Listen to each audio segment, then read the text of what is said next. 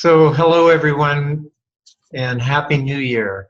We wanted to give a little bit of a picture of where the markets have been in the past year, very briefly, and then I'd like to have Dan Martell talk about the strategies that we're going to be using this year with the Scarab Global All-Cap portfolio.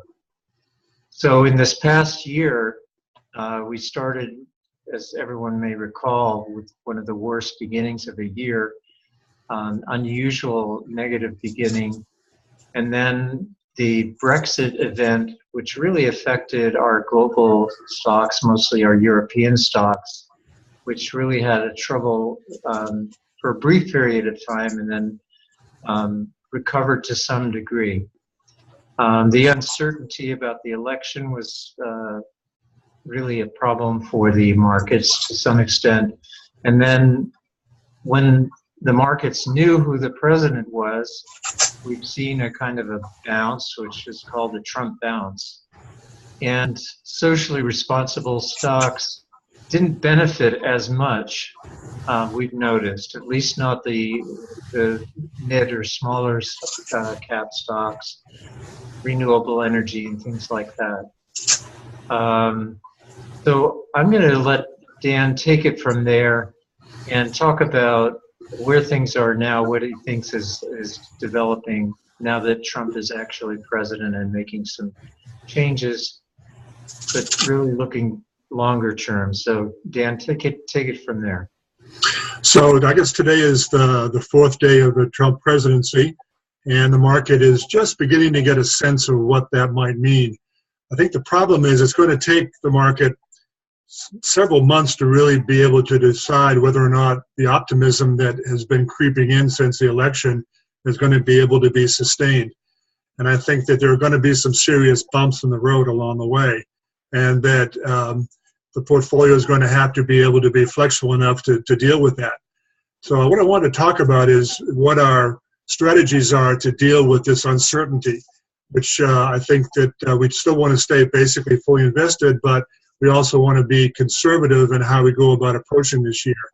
Overall, I believe 2017 can be a good year, but it's going to be one that's going to test us in terms of having a fair amount of volatility. So the plan right now is to address that uncertainty in a couple different ways. One is we've been reorienting the portfolio to more dividend-paying stocks. These stocks tend to be less volatile, and they tend to build in a more consistent return to the portfolio. Again, reducing the overall exposure that we have. The second thing that we started doing really in the middle of December and have carried on through January is to engage in a covered call policy. I don't know whether people are really familiar with what a covered call is, but we are a long-only portfolio, and there's an opportunity for us to be selling call positions against that long-only portfolio and basically taking revenue out of the market on a monthly basis. Dan, let me interrupt you just briefly.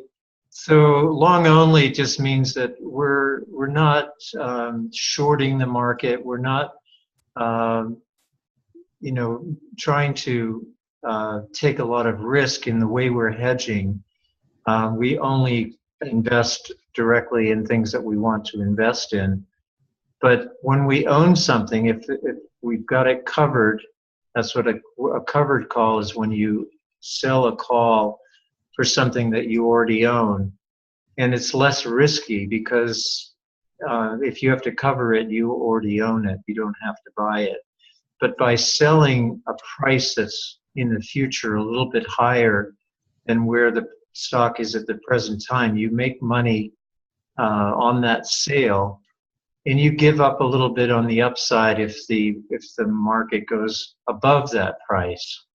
So Dan, I just wanted to throw that in. Fine, yeah. Well, I think that people sometimes are intimidated by options because it sounds scary, but in fact, this is the most conservative position you can take, because we're just trying to extract a little higher return from the current portfolio that we will be owning anyway throughout the year because of our long-term mission to support companies that are socially responsible.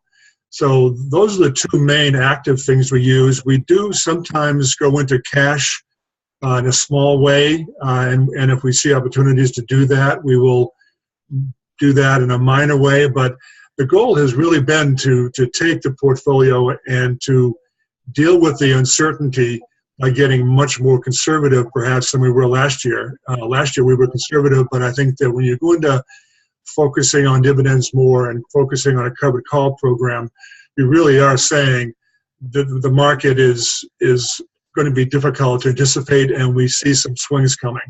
And so we want to be able to, survive those swings effectively and begin to add to positions on the dips rather than struggle through all the ups and downs we expect. So that's really the main concept that we're working with here. We still maintain basically a fully invested position. We're still committed to about 1/3 of our portfolio being global. And we think that the market by the end of the year will be closing well, but we're trying to deal with the uncertainty that I'm sure everyone is feeling right now during the early days of the Trump administration. Well, thank you very much, Dan. We just wanted to give you that brief update. We're both confident that in the longer term, with confidence in the green economy and in all the positive initiatives around the world, we do believe that the majority of the world wants to take care of the planet and take care of each other, and that the kinds of companies that we invest in will, in the long term, have the most value. So thank you. That's all we had today.